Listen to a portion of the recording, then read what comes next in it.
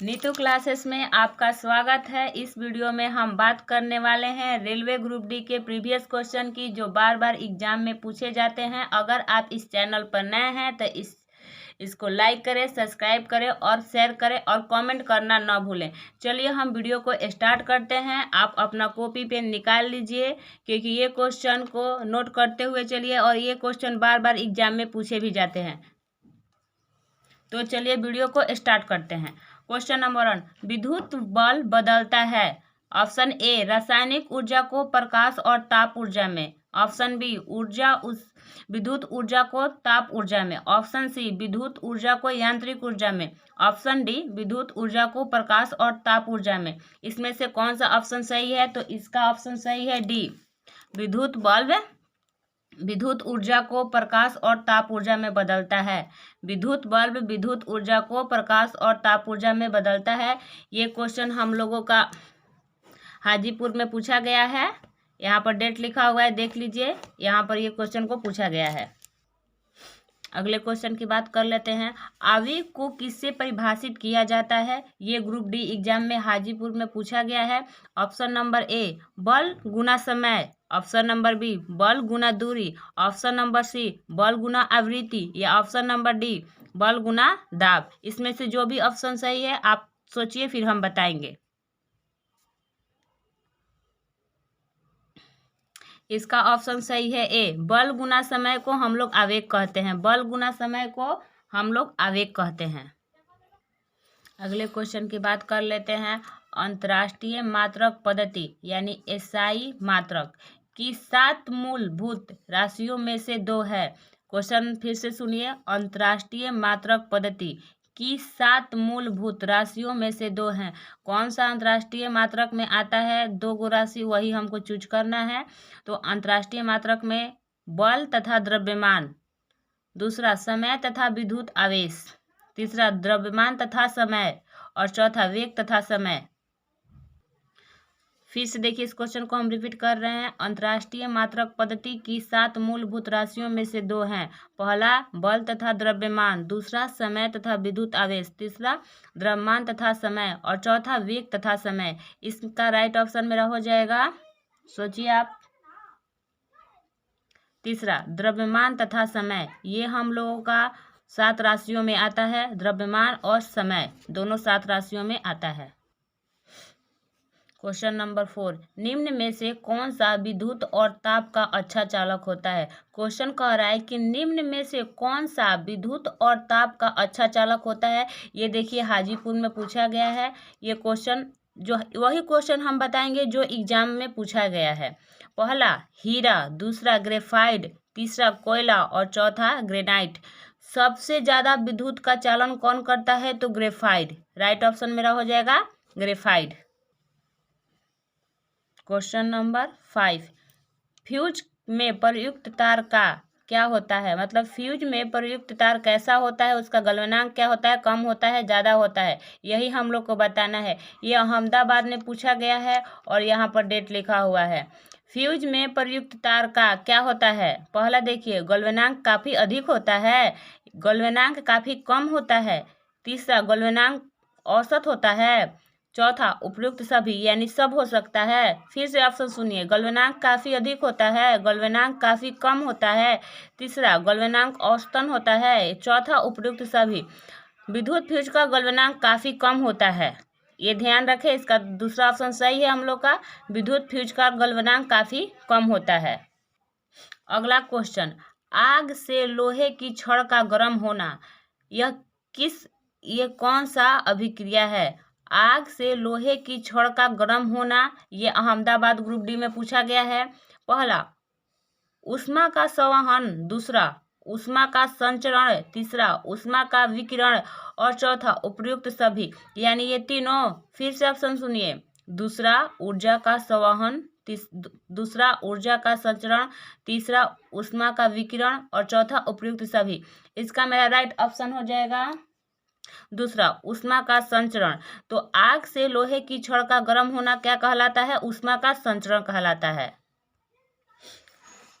इस क्वेश्चन को आप नोट करते हुए चले, क्योंकि ये प्रीवियस क्वेश्चन है और बार बार एग्जाम में पूछे जाते हैं, इसलिए हम फिर से कह रहे हैं इस क्वेश्चन को आप नोट करते हुए चलें। क्वेश्चन नंबर 7, निम्नलिखित में से कौन सा कथन असत्य है? निम्नलिखित में से कौन सा कथन असत्य है, यही चूज करना है। पहला देखिए, गर्म होने पर ठोस का प्रसार होता है और ठंडा करने पर सिकुड़ता है। गर्म होने पर ठोस का प्रसार होता है और ठंडा करने पर सिकुड़ता है। दूसरा ऑप्शन देखिए, भिन्न भिन्न पदार्थों का क्वथनांक और गलनांक अलग अलग होता है। भिन्न भिन्न पदार्थों का गलनांक और क्वथनांक अलग अलग होता है। ऑप्शन नंबर 3, पानी की अपेक्षा पारे का गलनांक काफी कम होता है। और चौथा ऑप्शन है उपर्युक्त में से कोई नहीं। इसका राइट ऑप्शन मेरा हो जाएगा तीसरा, पानी की अपेक्षा पारे का क्वथनांक काफी कम होता है। पानी की अपेक्षा पारे का क्वथनांक काफी कम होता है, ये ध्यान में रखें।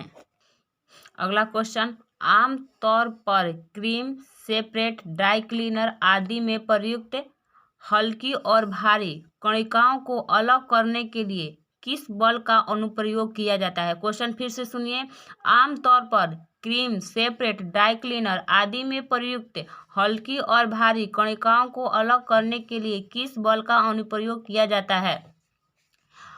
अपकेंद्रीय बल, अभिकेंद्रीय बल, घर्षणात्मक बल, और चौथा है उपर्युक्त में से कोई नहीं। फिर से सुनिए, ऑप्शन ए अपकेंद्रीय बल, दूसरा अभिकेंद्रीय बल, तीसरा घर्षणात्मक बल और चौथा उपर्युक्त में से कोई नहीं। इसका मेरा राइट ऑप्शन हो जाएगा 8वां का ए, अपकेंद्रीय बल।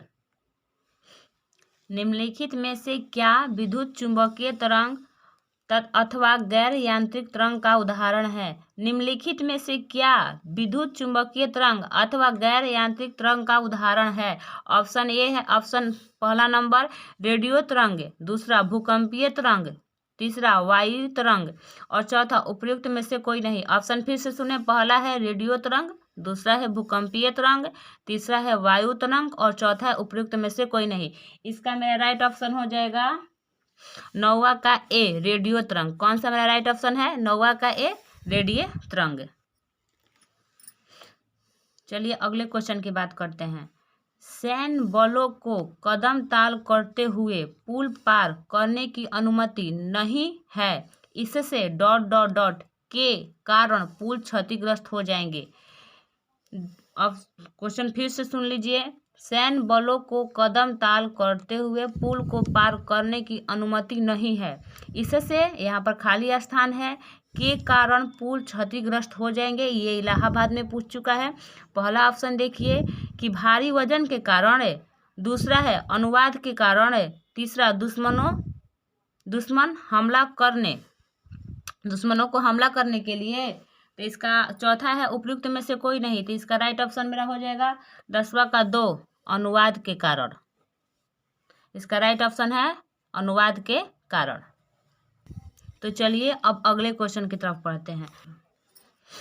इलेक्ट्रॉन वोल्ट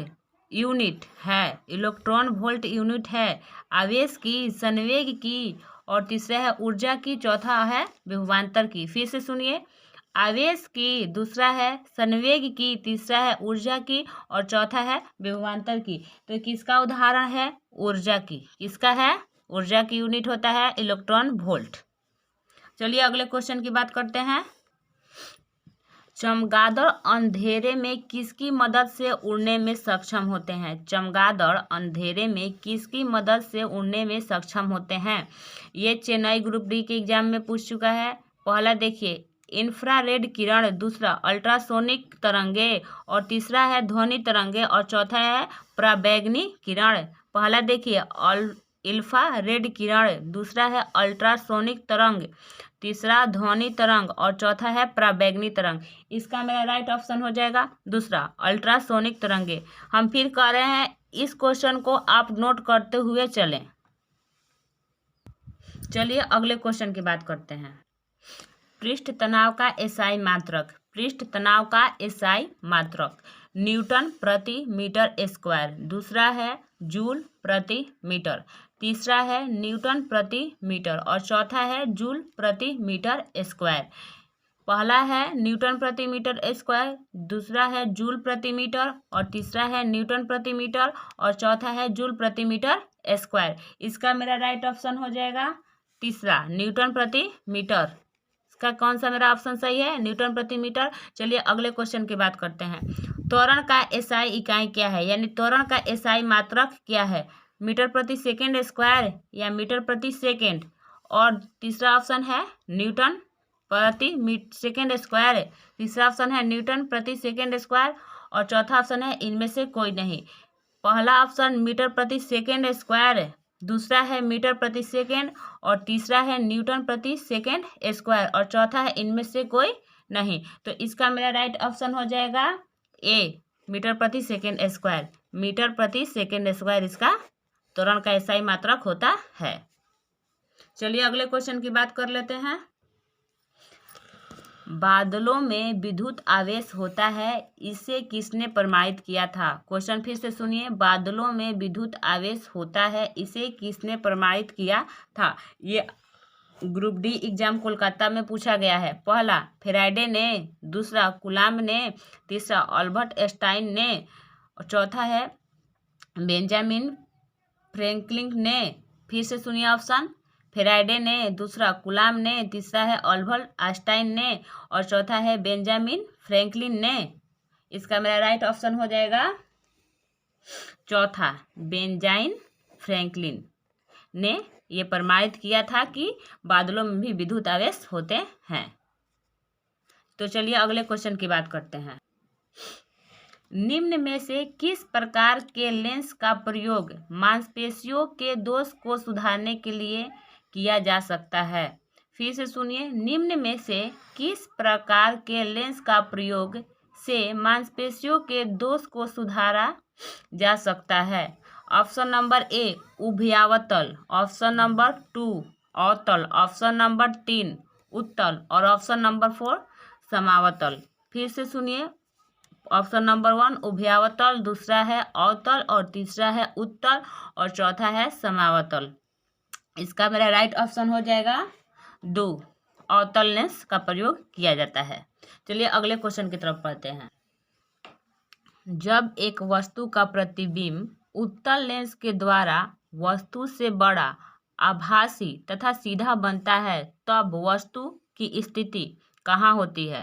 क्वेश्चन फिर से सुने। जब एक वस्तु का प्रतिबिंब उत्तल लेंस के द्वारा वस्तु से बड़ा, आभासी, सीधा बनता है तो वस्तु की स्थिति कहाँ होती है? पहला लिखा हुआ है 2F1 पर, दूसरा ऑप्शन है F1 और O के बीच यानी ध्रुव के बीच, तीसरा है अनंत पर और चौथा है F1 पर। तो कहाँ हम लोग रखेंगे कि उत्तल लेंस में वस्तु से बड़ा, आभासी और सीधा बनेगा? तो F1 और ध्रुव के बीच हम लोग रखेंगे तो वस्तु से बड़ा और आभासी तथा सीधा बनेगा। चलिए अगले क्वेश्चन की बात करते हैं। लघु विद्युत धाराओं का पता लगाने एवं मापने हेतु निम्न में से कौन सा यंत्र का उपयोग किया जाता है? क्वेश्चन फिर से देखें। ये ग्रुप डी एग्जाम कोलकाता में पूछा गया है। लघु विद्युत धाराओं का पता लगाने एवं मापने हेतु निम्न में से कौन सा यंत्र का प्रयोग किया जाता है? पहला है अमीटर, दूसरा है फ्लैक्स मीटर, तीसरा है गैल्वेनोमीटर और चौथा है वोल्ट मीटर। पहला है अमीटर, दूसरा है फ्लैक्स मीटर, तीसरा है गैल्वेनोमीटर और चौथा है वोल्ट मीटर। इसका मेरा राइट ऑप्शन हो जाएगा इस तीसरा, गैल्वेनोमीटर से हम लोग लघु विद्युत धाराओं का पता एवं उसको माप सकते हैं। चलिए अगले क्वेश्चन की हम लोग बात करते हैं। तो सही से मिला बनाया ना। स्रव परिसर की सबसे ऊपरी सीमा निम्न में से किसके पास है? फिर से क्वेश्चन सुनिए। स्रव परिसर की सबसे ऊपरी सीमा निम्न में से किसके पास है? ये ग्रुप डी एग्जाम कोलकाता में पूछा गया है। पहला मानव में, दूसरा कुत्ते में और तीसरा हवेल में और चौथा चमगादड़ में। पहला मानव में, दूसरा कुत्ते में, तीसरा ऑप्शन है हवेल में और चौथा ऑप्शन है चमगादड़ में। तो ये स्रव तरंगे किसके पास होती है? राइट ऑप्शन इसका मेरा हो जाएगा 4, चमगादड़ों में। किसके पास होती है? चमगादड़ों में। चलिए अगले क्वेश्चन की ओर हम लोग बढ़ते हैं। स्वच्छ रातें बादल छाई रातों की तुलना में किस कारण ज़्यादा ठंडी रहती है। फिर से क्वेश्चन सुनिए, जब बादल नहीं रहता है और बादल छाई रहती है, इसकी तुलना में किस कारण ज़्यादा ठंडी होती है। ये ग्रुप डी एग्जाम कोलकाता में पूछा गया है। पहला वियोजन के कारण, दूसरा संघनन के कारण, तीसरा विकिरण के कारण और चौथा अवक्षेपण के कारण। फिर से सुनिए, वियोजन के कारण, दूसरा संघनन के कारण, तीसरा विकिरण के कारण और चौथा अवक्षेपण के कारण। इसका मेरा राइट ऑप्शन हो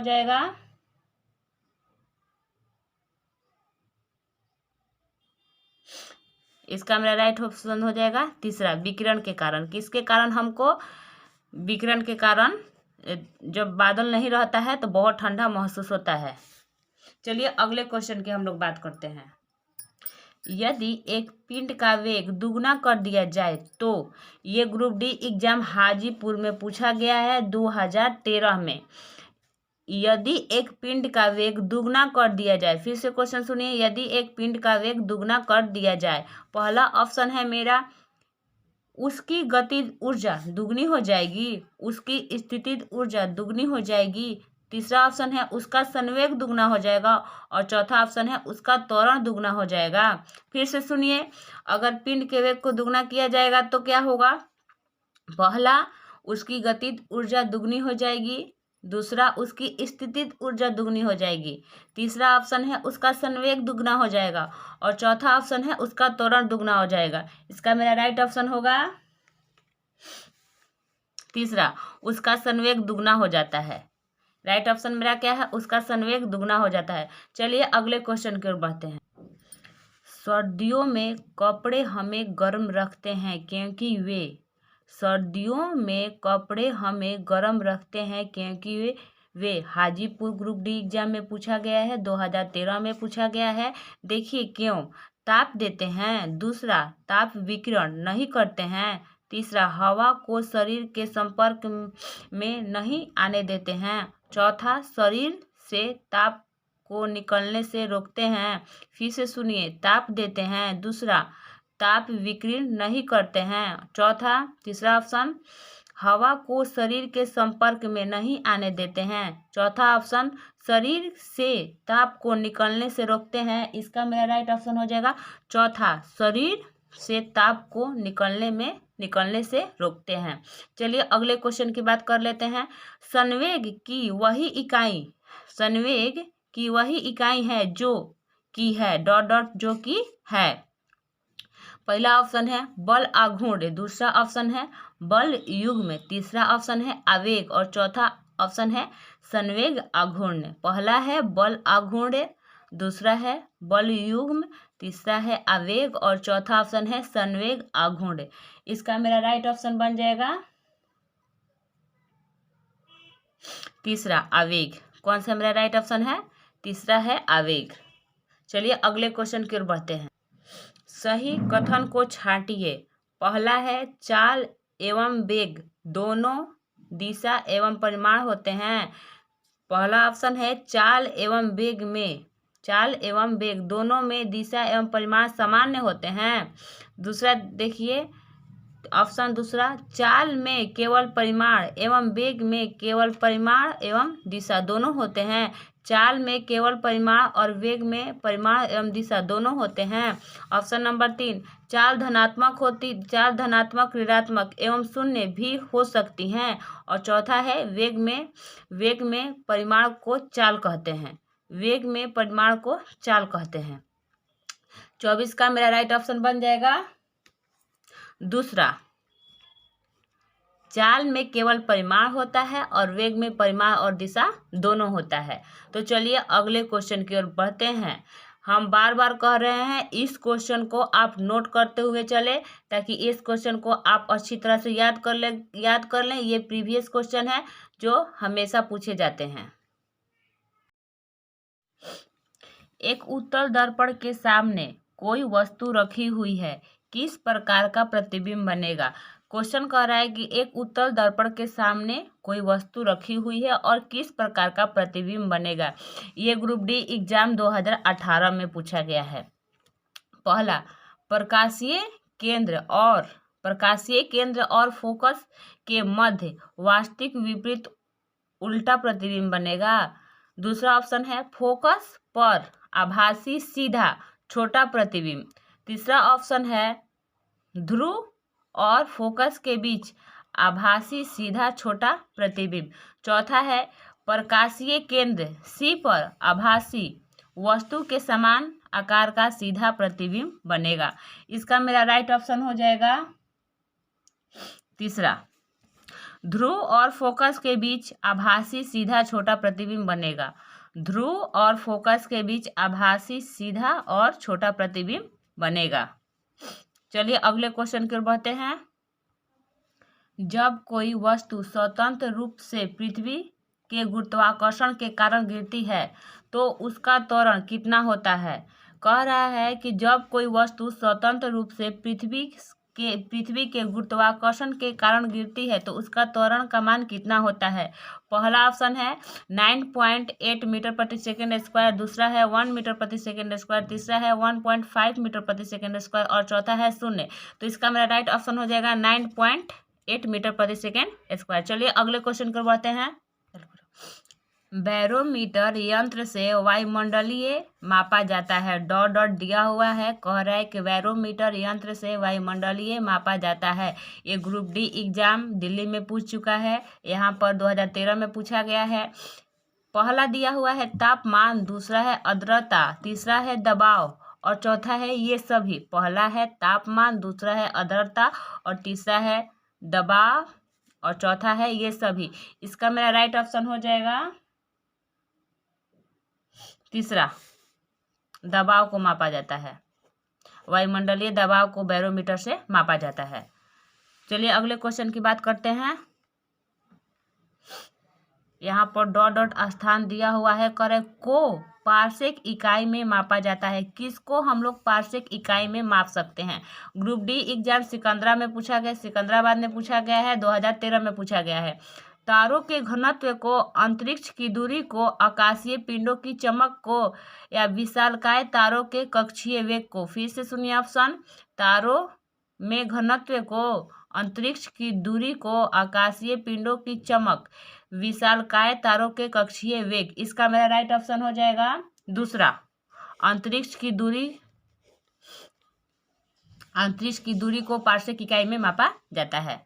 चलिए अगले क्वेश्चन की ओर बढ़ते हैं। किसी पिंड के विराम अवस्था में रहने पर इसमें क्या निहित हो सकता है। कह रहा है किसी पिंड के विराम अवस्था में रहने पर इसमें क्या निहित हो सकता है। पहला है गति, दूसरा है वेग, तीसरा है संवेग और चौथा है ऊर्जा।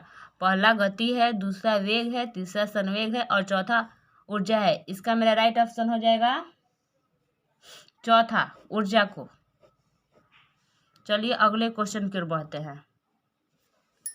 किसी भी व्यक्ति की आंखें काली, भूरी अथवा नीली रंग की हो सकती है जो इसके, यहाँ पर डॉट डॉट दिया हुआ है, खाली स्थान है, इसके में उपस्थित रंजक के ऊपर निर्भर करता है। इसमें उपस्थित रंजक के ऊपर निर्भर करता है। पहला है पुतली, दूसरा है आइरिस और तीसरा है कॉर्निया और चौथा है कायोराइड। पहला पुतली है, दूसरा आइरिस है, तीसरा कॉर्निया है और चौथा कायोराइड है। इसका मेरा राइट ऑप्शन हो जाएगा दूसरा, आइरिस पर निर्भर करता है। किस पर निर्भर करता है, आइरिस पर। चलिए अगले क्वेश्चन की ओर बढ़ते हैं। यदि एक पिंड को जमीन से एक निश्चित ऊंचाई से गिराया जाए तो यह जमीन से आधी ऊंचाई पर होगा, तो इसमें कौन सा ऊर्जा रहेगा।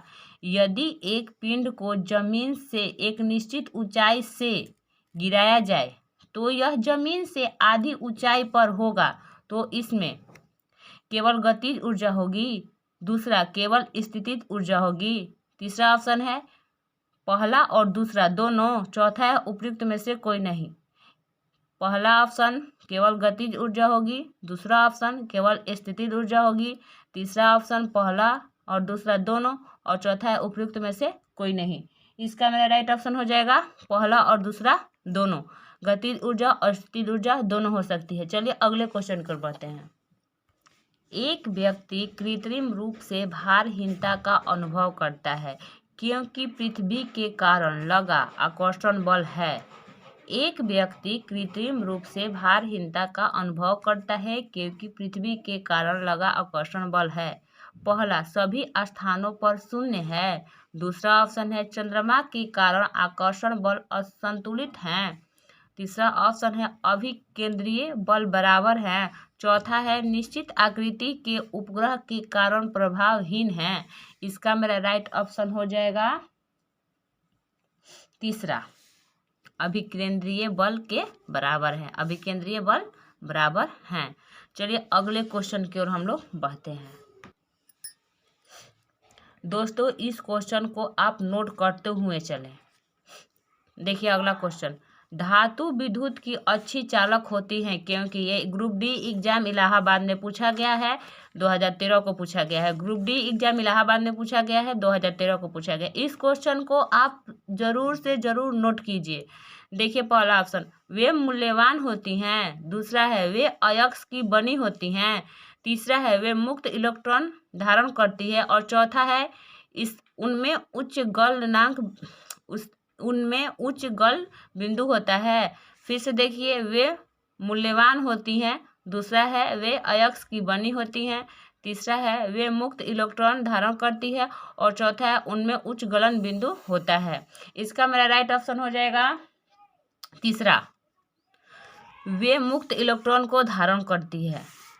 क्या करती है? विद्युत की अच्छी चालन किसमें होती है? वे मुक्त इलेक्ट्रॉन को धारण करती है। चलिए अगले क्वेश्चन की ओर हम लोग बढ़ते हैं।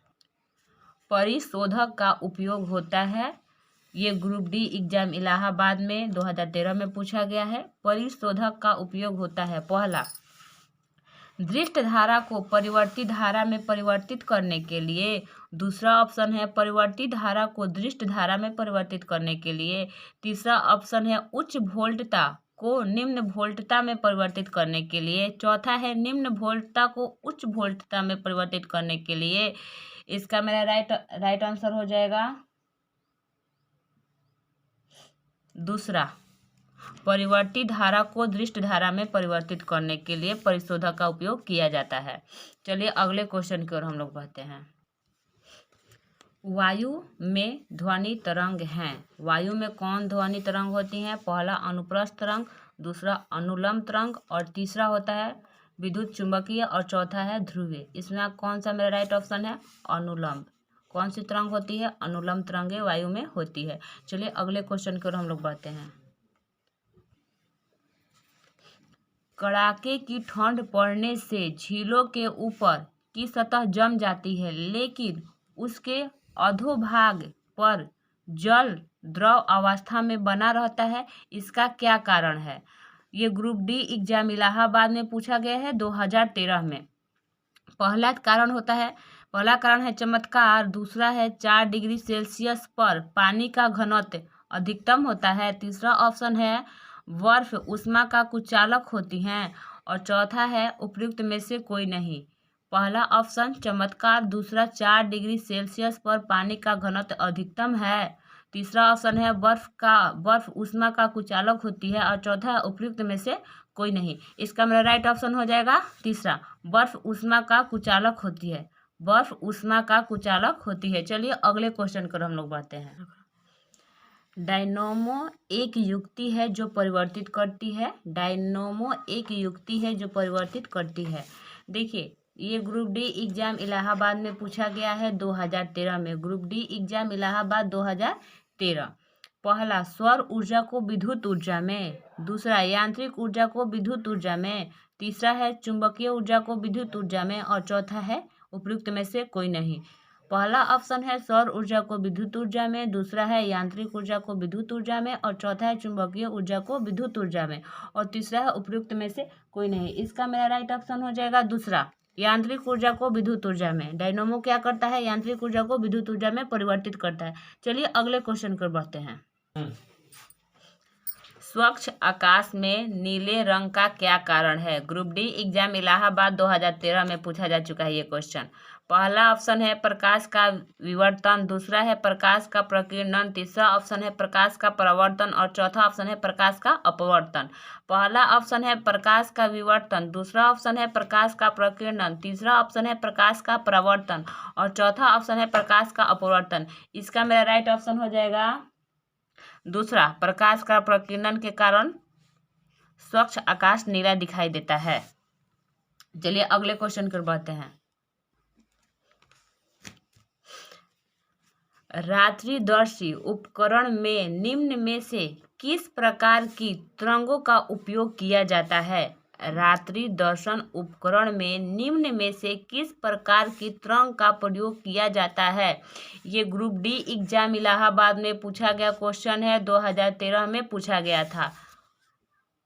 क्षय किरणें, दूसरा अवरक्त किरणें, तीसरा सूक्ष्म किरणें और चौथा रेडियो तरंगे।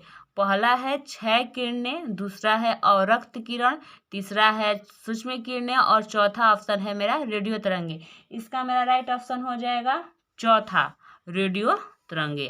कौन सा राइट ऑप्शन है मेरा? चौथा, रेडियो तरंगे। चलिए अगले क्वेश्चन की बात करते हैं।